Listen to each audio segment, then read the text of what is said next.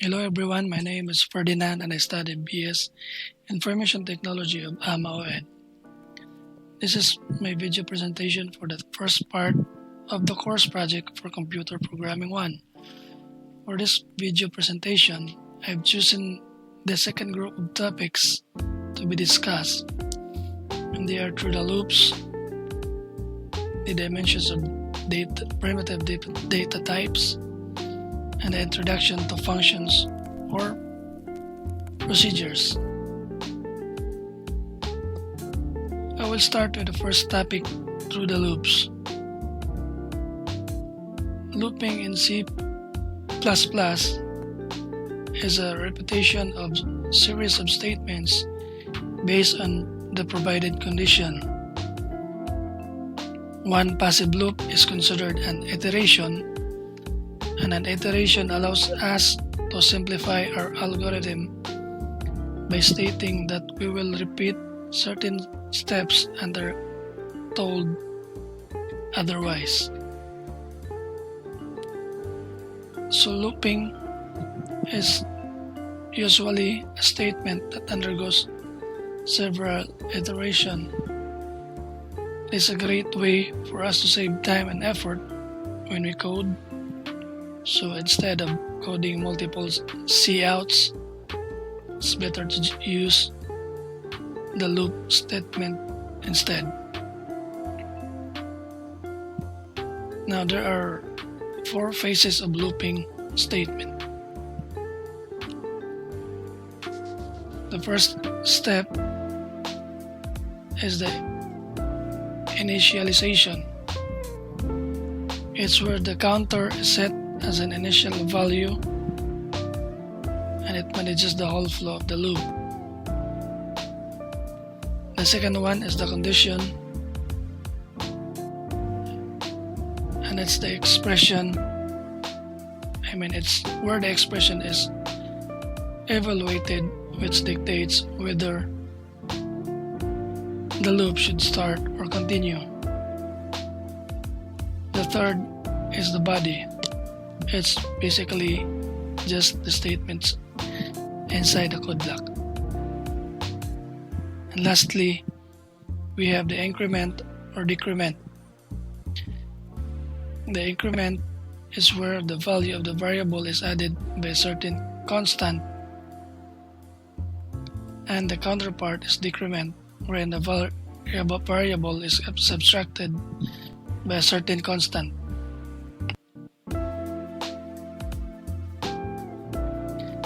In C++, we have 3 looping statements. The first one is the while loop, for loop, and do while loop.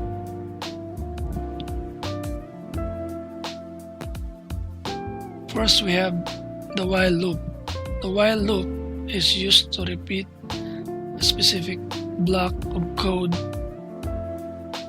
a number of times the condition is met. Now, the initialization phase does not happen within the looping statement or the parenthesis of the statement, and the increment and decrement happens at the end of the body. For the for loop, the initialization, condition, and decrement phases occur within the parenthesis of the statement. This is one range based, and the only thing that is separated from the whole loop statement is the body.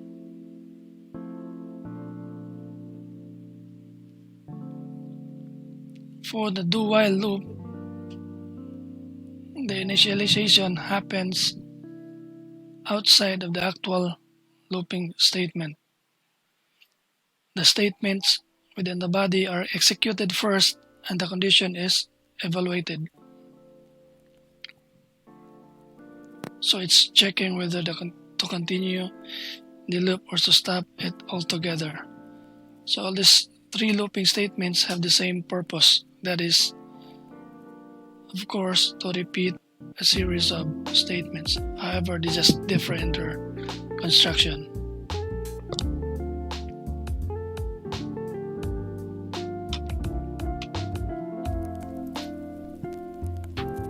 So for this video presentation, we will be focusing on the loop. This time, I will be showing you how to use for loop in order for us to get the Fibonacci series or sequence.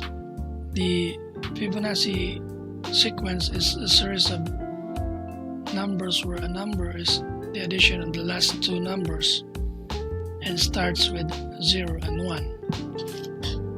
So first, we declare variables. We have 4 and we have the integer num. First, the second and the next term. Now the Fibonacci series, as we know, starts with 0 and 1. So they are the first 0, second term is 1. Next, we get the user input, and that's the variable number.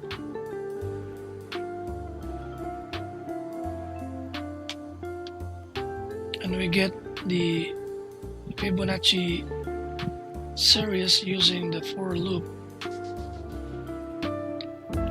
So in this loop, the counter is set to 0.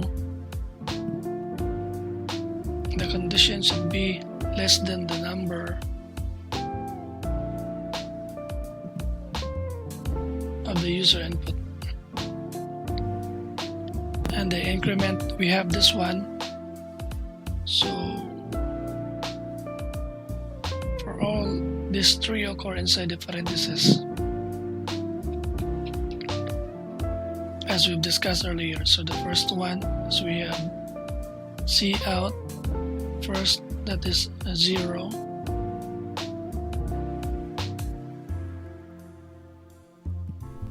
Values, the value of first is 0. The next term will be the sum of the first term and the second term after the first increment. So it will show you a 0 and 1. The next term would be 1 because 0 plus 1 is 1. For the second iteration,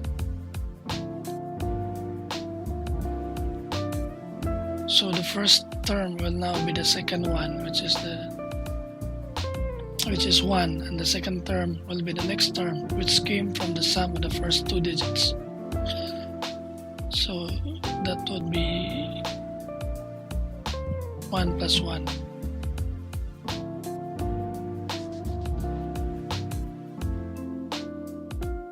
Let's try to run this code.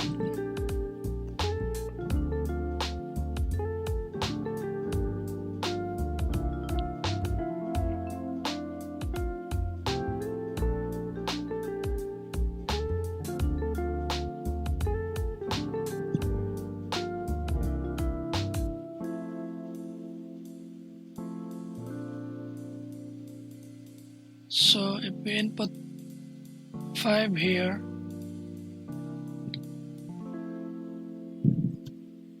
this will be the output. So if the fifth term of the Fibonacci series is the 3, 1, 2, 3, 4, 5.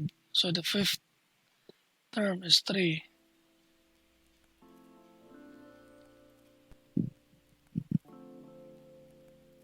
So the series is 3,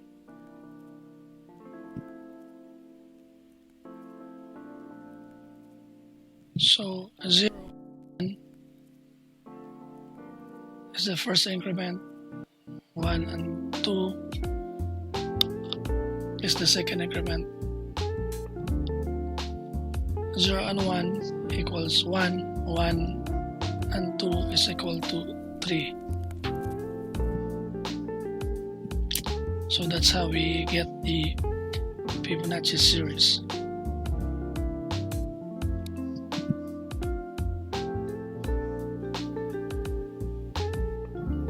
So we move on to dimensions of data types. From the previous modules, we've learned about the primitive data types and short, bool, float, double, and character data types. But for this one, we will be focusing on array.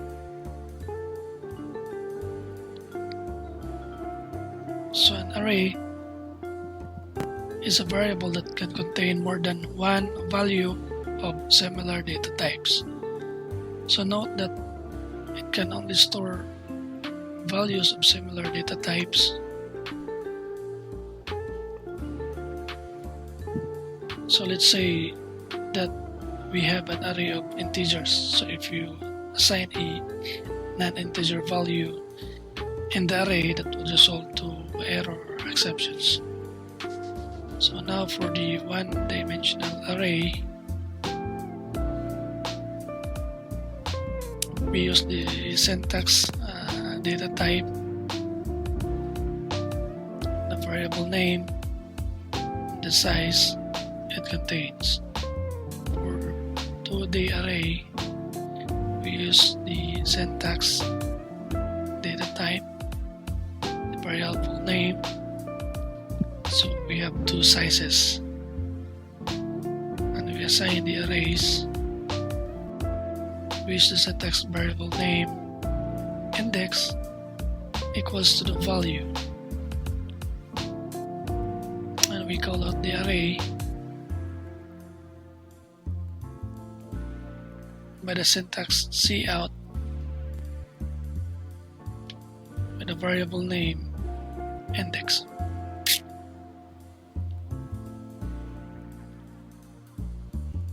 So in this video, I'll be using array of characters to form a triangle. This is an activity from one of the laboratory exercise of computer programming 1. So I'm just gonna use this again.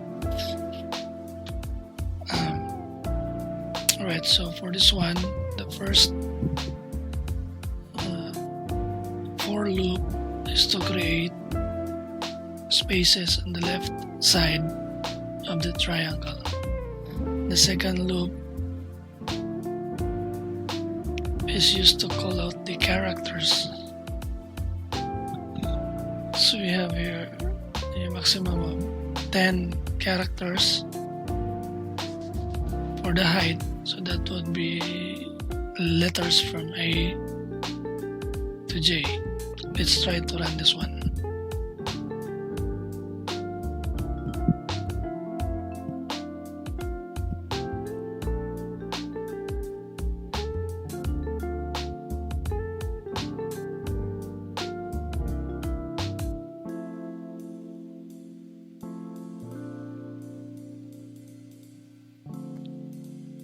So if we enter the height for the maximum 10, at least we enter 10. So it creates a triangle made out of characters from A to G.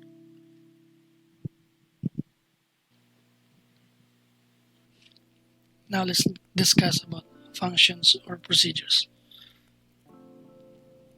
Functions is a separate code block which performs a specific task in which it can accept inputs from other code blocks. It can return back values which can be a result of the actions performed with the function. Let's now tackle the components of a function. First is the return type. This data type with a function shall return as its final execution. The second is the function name, which is the alias of what we use to as reference to the function. Third is the parameters. Parameters is used to enumerate the input values of the function. Lastly, the body of the function, which is just a group of statements within the code block. Alright, in this example we use the void function. This has no return type, and we use the word multiply as the name of the function with the parameters a and b. And for the main function, we use the for loop statement right here, and just simply get the input from the user. So basically they will enter the number and multiply those two integers 0 and 1. Right here we will call out the function. So let's try to run the program. What would be the result?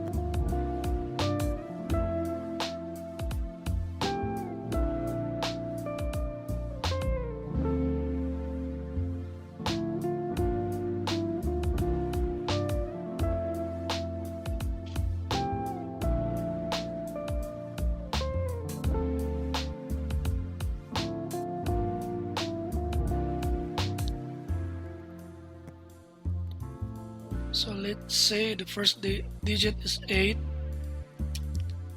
the second one is 9. So the product of 8 and 9 is 72. That is it.